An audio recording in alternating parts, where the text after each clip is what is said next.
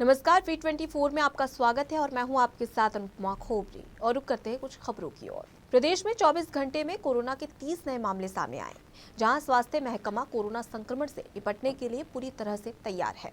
बता दें कि स्वास्थ्य महकमा में एक दिन में कोरोना के 54,258 सैंपल की रिपोर्ट जारी की है, जिसमेमें 30 मरीजों में कोरोना की पुष्टि हुई है। वहीं 19 लोग कोरोना से जंग जीतकर अपने अपने घर पहुंचे हैं। प्रदेश में मौजूद समय में 263 मरीजों का कोरोना का उपचार जारी है। इस दौरान सरकार के प्रवक्ता डॉक्टर नरोत्तम मिश्रा ने बताया कि प्रदेश में अभी ओमिक्रॉन के 3 मरीज एक्टिव हैं।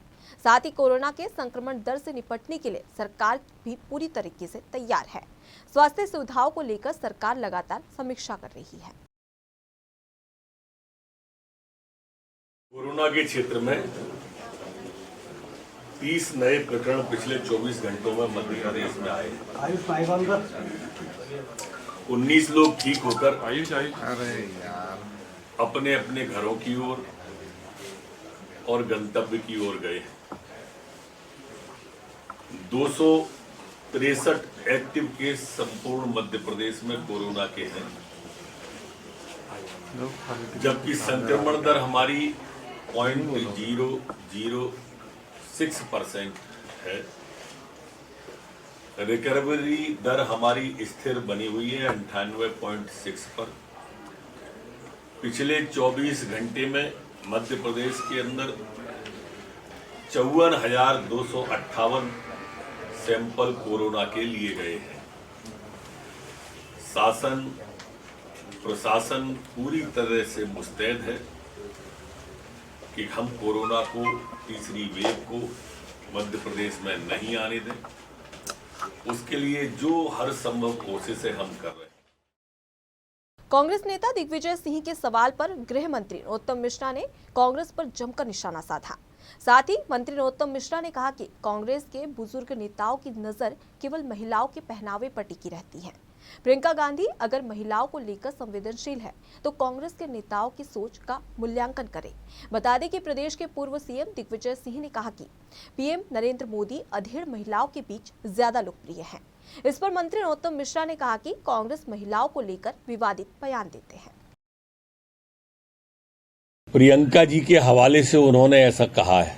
अब मैं प्रियंका गांधी से ही सवाल करता हूं कि ये बुजुर्गवार जिनकी महिलाओं के पहनावे पर नजर है, इनकी सोच के बारे में प्रियंका जी सोचें। कभी महिलाओं को टंचमाल कहते हैं, कभी महिलाओं को आइटम कहते हैं। आपका मैं लड़की हूं, लड़ सकती हूं, इस सोच से आपके इन बुजुर्गवार नेता की सोच कहां तक मेल खाती है, प्रियंका जी थोड़ा स्पष्ट कर दें। पेटलावत पुलिस के द्वारा थांदला बंदनावर मार्ग पर ग्राम कर्णावत के समीप चेकिंग अभियान चलाया गया, जिसमें 2 पहिया और 4 पहिया वाहनों के कागजात चेक किए गए और बिना हेलमेट घूमने वाले 2 वाहन चालकों के चालान भी बनाए गए। थाना प्रभारी संजय रावत और सूबेदार धर्मेंद्र पटेल के अनुसार 40 चालान बनाए गए हैं, जिसमें 10,000 रुपए लगभग वसूले गए हैं। इसके साथ ही लगातार उक्त चेकिंग अभियान चलाया और वाहन चालकों को हिदायत भी दी गई। साथ ही लोगों को जागरूक किया गया कि 2 पहिया वाहन चालक बिना हेलमेट के वाहन नहीं चलाए और सुरक्षित रहे। अभी वर्तमान में एक्सीडेंट की घटनाएं बढ़ रही है, इसको लेकर हम लगातार वाहन चेकिंग अभियान चला रहे हैं ताकि सभी हेलमेट पहन के जाएं और सुरक्षा के आवश्यक प्रबंध रखें। इस संबंध में वाहन चेकिंग कर हम यातायात के नियमों का जो उल्लंघन करते हैं उसके चालान बनाए जा रहे हैं। हम लोग बिना हेलमेट वाले के चालान बना रहे हैं, सीट बेल्ट नहीं लगाने उन पे चालान बना रहे हैं और प्रत्येक दिन 60 से 100 के बीच में हम चालान बना रहे हैं, जिससे कि समझाइश भी दे रहे हैं कि आप हेलमेट पहने और नियमों का पालन करें। ग्वालियर में 5 दिनों तक चलने वाला अंतर्राष्ट्रीय स्तर का तानसेन समारोह शुरू हो गया है। 97वां तानसेन समारोह का शुभारंभ सीएम शिवराज सिंह चौहान ने किया। इस दौरान कार्यक्रम में केंद्रीय उड्डयन मंत्री ज्योतिरादित्य सिंधिया, केंद्रीय कृषि मंत्री नरेंद्र सिंह तोमर समेत शिवराज सरकार के मंत्री भारत सिंह कुशवाहा और प्रद्युम्न सिंह तोमर मौजूद रहे। इस बार शिवराज सरकार ने तानसेन अलंकरण नहीं दिया, लेकिन कालिदास सम्मान पंडित कार्तिक कुमार मुंबई और पंडित विक्कू नारायण चेन्नई को दिया। कार्यक्रम में ज्योतिरादित्य सिंधिया ने तानसेन को श्रद्धांजलि दी। उन्होंने कहा कि संगीत भगवान का एक उपहार है। संगीत के इतिहास में ग्वालियर का योगदान युग युग तक रहा है। उस्ताद अजमत अली खान का परिवार भी सिंधिया रियासत में उभरा है। और कालिदास जो सम्मान दिया जाता है वो 2006 में तय हुआ था 2 लाख रुपए का। आज वो समीचीन होगा कि उसको बढ़ के, क्योंकि पैसे से सम्मान नहीं आंका जा सकता, लेकिन मुझे लगता है कि वो कम है, इसलिए उसको बढ़ा के 5 लाख रुपए किया जाता है। झाबुआ रतलाम अलीराजपुर संसदीय क्षेत्र के भाजपा के सांसद गुमान सिंह डामोर और कलेक्टर अलीराजपुर गणेश शंकर मिश्रा, पीएचई के कार्यपालन और उसके साथ ही यंत्री डीएल सूर्यवंशी सहित कई अधिकारियों और नेताओं के विरुद्ध न्यायिक मजिस्ट्रेट प्रथम श्रेणी अलीराजपुर अमित जैन ने अपराध पंजीबद्ध किया है।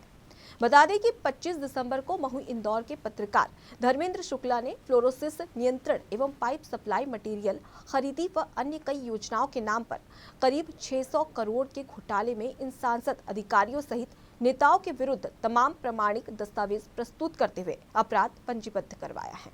मिनी माता गुरुद्वारा परिसर में आयोजित गुरु घासीदास जयंती समारोह में राजस्व मंत्री जयसिंह अग्रवाल शामिल हुए। सभा को संबोधित करते हुए कहा कि गुरु घासीदास के बताए मार्ग पर प्रदेश सरकार चल रही है। सभी समाज को साथ लेकर कांग्रेस सरकार कार्य कर रही है। इस अवसर पर जनता की मांग और सुविधाओं के लिए पचपेड़ी को उप तहसील बनाने की घोषणा की। उप तहसील के साथ ही राजस्व मंत्री ने मिनी माता प्रबंधन समिति की मांग पर गुरुद्वारा भवन के लिए 20 लाख रुपए देने की स्वीकृति प्रदान की। गाँव से लोग जाते हैं तो इसमें माननीय मुख्यमंत्री की जो मंशा है कि पूरे प्रदेश में लोगों को सुविधाएं देने के लिए जगह जगह तहसीलों और उप तहसीलों का गठन किया जा रहा है, उसी के तहत यहाँ पचपेड़ी को उप तहसील बनाने की हमने घोषणा की है और इसके साथ साथ और भी जो काम होंगे उन पर भी ध्यान दिया जाएगा। पन्ना दमोह बोदा मुख्य मार्ग पर जेके सीमेंट कंपनी की तानाशाही व नीतियों के खिलाफ किसान लगातार विरोध प्रदर्शन कर अनिश्चितकालीन धरने पर बैठे हुए हैं, लेकिन जेके सीमेंट कंपनी और न ही प्रशासन किसानों की समस्याओं पर गंभीरता बरत रहा है। वहीं मध्य प्रदेश के पूर्व कैबिनेट मंत्री डॉक्टर रामकृष्ण ने भी बताया कि किसानों के समर्थन में धरने में शामिल हुए हैं। किसानों ने उनके समक्ष अपनी समस्याएं रखी, जिस पर उन्होंने किसानों के समर्थन में उनकी बात शासन प्रशासन स्तर तक पहुंचाने की बात कही है। हमें जानकारी नहीं है, इतना जरूर है कि एक तो फैक्ट्री लग रही है सीमेंट की, जेके सीमेंट फैक्ट्री है ना, तो जानकारी मिली कि किसानों की जमीन को जबरदस्ती उनने फसल वगैरह नष्ट, उनसे कोई बातचीत नहीं करी, लगी फसल में उन्होंने नुकसान कर दो। तो जो अन्यायपूर्ण जो कार्रवाई हुई है उसके विषय में जानवे खिलाने आए हैं। जानवे की बात कर रहे हैं, हम सब ऊपर जो भी जिम्मेदार लोग हैं उनसे बात करेंगे। फैक्ट्री आई थी तो आम लोगों को लगा था कि हमारे जिले में रोजगार मिलेगा, हमारे क्षेत्र में रोजगार आया है, बहुत खुशी की लहर थी। लेकिन जब से फैक्ट्री ने काम चालू करना किया है तभी से तानापुर रवैया अपनाना चालू कर दिया है। अभी विगत दिनों भी कई लोगों की ज़मीन हड़पी गई, जैसा कि कई मामले मीडिया के सामने भी आए। कई लोग हम लोग इसलिए बैठे हुए हैं कि हमारी इतनी संपत्ति समझो या इतनी जायदाद समझो या इतने हमारा पेट भरण पोषण समझो, यही है, वो वही जा रही है। तो फिर हम लोग क्या करेंगे? हम लोग चाह रहे हैं प्रशासन को और शासन को चेतावनी देते हैं कि अगर हमारे किसानों को जमीनों का उचित मूल्य अगर उनको नहीं मिलता, जो कि नियम के तहत जो बनाई गई है 4 गुना मिलना चाहिए, जैसे 1 रुपये की चीज़ कि 4 रुपये मिलना चाहिए था, उसी प्रकार से अगर यहाँ पर किसानों की ज़मीनों का उचित मूल्य नहीं मिलता उनको गवर्नमेंट के हिसाब से, तो हम लोग आगे उग्र आंदोलन करेंगे और जिला भरो और तहसील भरो आंदोलन के रूप में हम सब संगठनों को आह्वान करते हैं कि जो भी यहाँ सामाजिक लोग हैं, समाज सेवी हैं, उन सबको हम बुलाते हैं कि भैया आओ और हम लोग के साथ कंधे से कंधा मिलकर गरीब किसान की जो रीढ़ की हड्डी तोड़ने का काम कर रही है प्रशासन, उसको रोकने का काम हम लोग करेंगे। महिदपुर के हनुमान अष्टमी पर्व को लेकर चौक बाजार स्थित रणजीत हनुमान मंदिर को विशेष रूप से फूलों से सजाया गया। साथ ही रात भर भगवान का अभिषेक करते हुए विशेष रूप से श्रृंगार किया गया। भगवान की आरती भी उतारी गई, जिसमें बड़ी संख्या में श्रद्धालुओं द्वारा मौजूदगी दर्ज करवाई। हनुमान अष्टमी पर्व को लेकर देश भर में उत्साह देखने को मिल रहा है। श्रद्धालु भगवान हनुमान की आराधना करने के लिए सुबह से हनुमान मंदिरों पर पहुंच रहे हैं। ऐसे में महिदपुर के हनुमान मंदिर पर भगवान का विशेष रूप से पंडितों ने अभिषेक किया। हनुमान अष्टमी के पावन पर्व हनुमान जी महाराज का अभिषेक, हवन, पूजन एवं श्रृंगार, विद्युत सज्जा, शाम को महाआरती, फल का वितरण, महाप्रसादी। स्वर्गीय श्रीमती शशि देवी जैन की स्मृति में फार्म हाउस में हृदय रोग आंखों के शिविर का आयोजन किया गया, जिसमें नागपुर के विश्व विख्यात प्राप्ति हृदय रोग विशेषज्ञ डॉक्टर मुद्रा, नेत्र रोग विशेषज्ञ पवन स्थापक ने 635 मरीज हृदय रोग के 375 नेत्र रोग के 260 मरीजों की जांच कर इलाज व दवाइयां दी। इसके साथ ही डॉक्टर मुंद्रा ने कहा कि इन दिनों सबसे ज्यादा डर कोरोना और ओमिक्रॉन से है, लेकिन सबसे ज्यादा मौतें हार्ट डिसीज से हो रही है। दुनिया की 5 अजीब सी बीमारियों में से कोरोना 4 नंबर पर है। इस अवसर पर दिनेश जैन की बहुत तारीफ के साथ ही कहा कि क्षेत्र में बीमारियों को दूर करने में उनके योगदान को सराहनीय प्रशंसा की और बताया कि समय समय पर समाजसेवी दिनेश जैन इस प्रकार के कार्यक्रम क्षेत्र में करते रहते हैं। फ्री करवा के दे, ये कोशिश मैं जैन भैया के साथ मिलके कर रहा हूँ और हमारी कोशिश रहेगी कि ये मरीज को हम पूरी तरह स्वस्थ कर सके। इसके अलावा कम से कम 12 से 13 मरीज ऐसे निकले हैं जिन्हें नया ब्लड प्रेशर दिखा है। करीब 16 से 17 मरीज ऐसे निकले हैं जिनका ब्लड शुगर पहली बार बढ़ के मिला है।